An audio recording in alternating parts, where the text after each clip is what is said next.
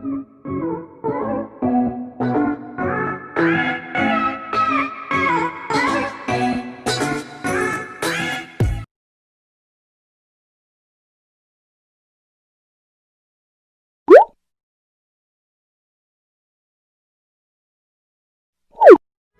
हैं द्वार धनी के पड़ा रहे, धक्के धनी के खा, और 100 काल रख जोली पर द्वार छोड़ नहीं जा। इसलिए परमात्मा रह रहे कराते हैं कबीर जी। और कहीं गुप्त रूप से कोई साधु संत का रूप धारण करके किसी नगरी में 10-5 वर्ष रह गए, किसी में 2 वर्ष रह गए, तो उनको बहुत सा लाभ दे जाते हैं और भगवान की स्थिति को पुनः स्थापित कर जाते हैं। तो कबीर परमेश्वर जी का एक, अब हम संत कहेंगे, वो थे मालिक ही, क्योंकि प्रारब्ध में परिवर्तन कबीर जी के अतिरिक्त कोई कर ही नहीं सकता, या उसका कोई कृपा पात्र संत वो परमात्मा ही भेजता है। तो ऐसे एक परमेश्वर कबीर जी के सत्संग में एक भगत जाया करता था। उसकी पत्नी ने उपदेश नहीं ले रखा था, वह विरोध करती थी, वो अन्य पूजाएं ही किया करती थी। उसकी पत्नी ने बताया था, उसकी पत्नी इन ज्योतिष वालों पर बड़ा विश्वास रखती थी। वो अपने पति की जन्म पत्री को लेकर एक ज्योतिषी के पास गई, भविष्यवक्ता के पास। उसने उसकी जन्म पत्री देखकर बताया कि तेरे पति की आयु इतने वर्ष है। उसने बहुत जंतर मंत्र भी करवाए कि मेरे पति की आयु बढ़ जाए, ये हो जाए। अब क्या था, अब वो चिंतित होगी कि भी मेरे पति की आयु इतनी है, और वो अपने पति को कहती कि तू ऐसे कर, वहां मेरे उसके पास चल, आप पर आपत्ति आने वाली है। वो कहने लगा मैं नहीं जा सकता कहीं भी, मुझे ज्ञान ऐसा प्राप्त हो गया, मेरे गुरुदेव के अतिरिक्त मेरी आपत्ति को आओ भी गी तो टालनिया नहीं। उसने ये ना बताई कि तेरी मृत्यु होगी, कदे चिंतित हो जावे, और आप दुखी रहा करती थी।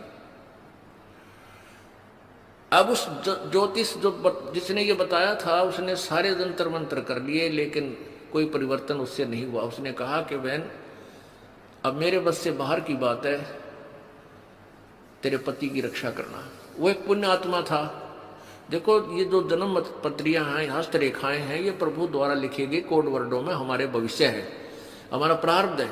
इसको जानने वाला बता तो देगा कि तेरे घर में ऐसा होगा, तेरे इस दिन वर्ष के बाद तेरी मृत्यु होगी, पक्की होगी, और हो जाती है। और कबीर परमेश्वर की कृपा से इस दास की शरण में आने के बाद आपको कोई ये कह दे तुम्हारी इस दिन मृत्यु होगी, और यहां का नाम ले लेना, फिर नहीं होगी, वो एक्सटेंड होगी। ये वो परमात्मा जो आपकी आयु बढ़ा देता है। तो वो भक्त सत्संग में जा रहा था। जब वो सत्संग में जा रहा था तो रास्ते में उसी गांव का, नगर का एक व्यक्ति मिल गया। वो शराबी कबाबी आदमी, और वो सिनेमा देखने जा रहा था दूसरे उसी शहर में जिसमें वो सत्संग के लिए जा रहा था। पहले पैदल जाया करते थे, साधन नहीं थे, तो दोनों मिल गए, वहां हम सफर हो गए। एक दूसरे ने पूछा तुम कहाँ जा रहा है, वो कहने लगा मैं सत्संग में जा रहा हूँ। दूसरा बोला तू कहाँ से, पूछा तो कहाँ जा रहा है, मैं सिनेमा देखने जा रहा हूँ, और वहाँ शहर से शराब लाऊंगा, और वहाँ घूटी ला के फिर फिल्म देख के फिर आऊंगा। तो उस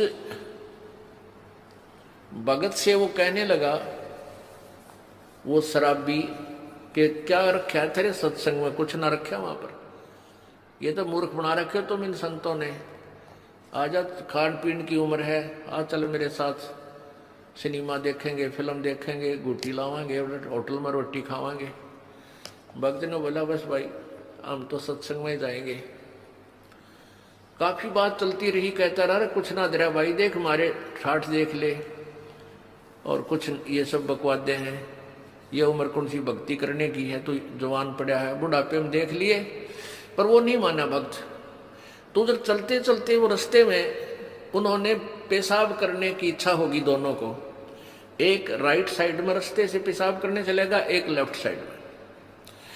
जो शराबी कबाबी था वो पेशाब करने गया, तो वहां क्या देखा, उसने देखा कि वर्षा हो चुकी थी। वर्षा के बाद कुछ मिट्टी हट गए, एक मटका था, घड़ा छोटा सा, और उसमें देखा झांक के हाथ हटा हटू के मिट्टी, तो उसमें सोने की ईंटें मिली। छोटी छोटी ईंटें होती थी 100-100 ग्राम की सोने की ईंटें।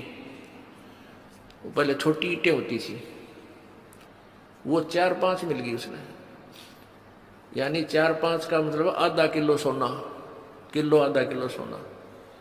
आज तो बहुत महंगा है, उस समय सस्ता होते हुए भी कीमत बहुत थी उसकी। वो वापस आया जो लफंडर था, और उधर से भगत आया। भगत ने कहने लगा, देख भाई, आप तो रोज भक्ति करते हो, सत्संग में जाता है, और मैं कद्य भक्ति नहीं करता, ना भगवान भजता, सारा दिन मौज मस्ती मारता हूँ। देख मेरे को ये 4-5 सोने की ईंटें मिली, आजा दिखाऊंगा कहाँ मिली। वो देखा वहां पर, वो मटका की इसमें मिली। अब काल तो पूरा जाट डाला है अपने भगत पे, परमात्मा के भगत पे किसी तरह भक्ति छोड़ दे। फिर वो कहने लगा, देख ले तो मान जा निकम्मे, आजा मेरी गेला गुटी छुटी लावांगे, चाल सैर सपट्टे करांगे। उस भगत के दिल में थोड़ा सा कच्चापनता आ गया, थोड़ा सा। और वो चलते चलते क्या था, चल रहे थे और रास्ते में उसके पैर में कांटा लग गया। ये बातें क्योंकि उसका ध्यान बट गया थोड़ा सा, वो कांटा लग गया और कांटा लाग के अंदर ही टूट गया। अब उसने सोची, वो कह रहा, देख अब क्या करी रक्षा तेरे गुरु जी ने, यो कांटा भी लग गया तेरे। कहने का भाव है कि काल ने अपने पूरी जाल डाला, लेकिन वो भक्त 10 से मछलियां उसने सोचा, भाई गुरु जी से आज या फाइनल बात पूछूंगा मैं, या तो बहुत उल्ट से बात होगी। भाई मैं भक्ति भी कर रहा हूँ, आप पर समर्पण भी हूँ, और मेरे ऊपर मैं घर में कोई बरकत सी भी ना दिखती, और ये सारे उल्टे काम कर दे। किसी ने सोना भी मिल गया निकम्मे ने, और भाई सारे ठाठ कर रहा। तो ये मन में सोच के गुरु जी के पास आ गया। अब गुरु जी ने पूछा, बेटा क्या बात है, बहुत उदास नजर आ रहा है।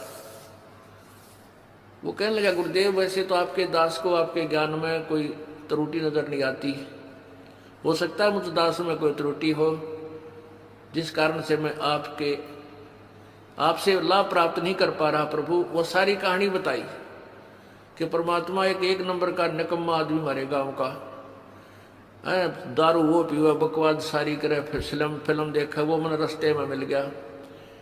और उसको रास्ते में एक सोने की 4-5 ईंटें मिली, आधा किलो सोना, और मेरे पैर में कांटा लग गया।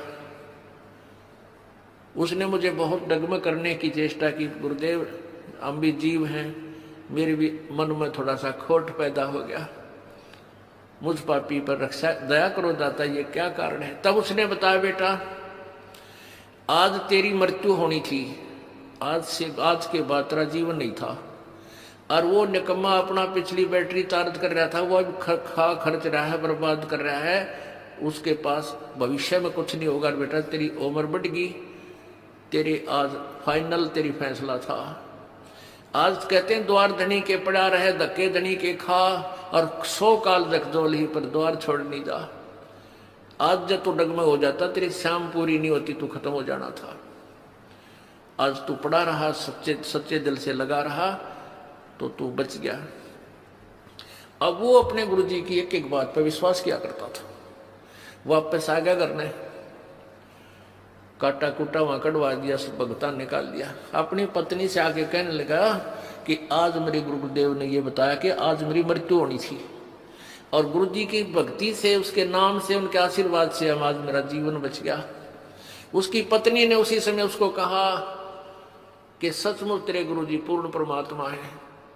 यो जन्म पत्री ले रही थी, कि मैंने दिखाई थी एक जन्म पत्री कि इस वर्ष में तेरी मृत्यु थी, और मैंने सारे जंतर मंत्र करवा लिए थे। उस मेरे जिसके पास मैं जाती थी, उसने लास्ट में हाथ खड़ा कर दिया था कि मेरे बस की बात नहीं तेरे पति को बचाने की, और मैं बहुत चिंतित थी, रोया करती भगवान पड़का भगवान के आगे। तो उसकी पत्नी ने भी उपदेश लिया, और वो बालक का फिर उन बच्चों का पूर्व अच्छा जीवन रहा, काफी लंबी आयु उसको प्राप्त हुई। तो इस प्रकार हमने अपने परमात्मा के ज्ञान पर ये विश्वास रखना पड़ेगा। इसमें थोड़ा धीरज, धैर्य की आवश्यकता है, जल्दी नहीं मचावे।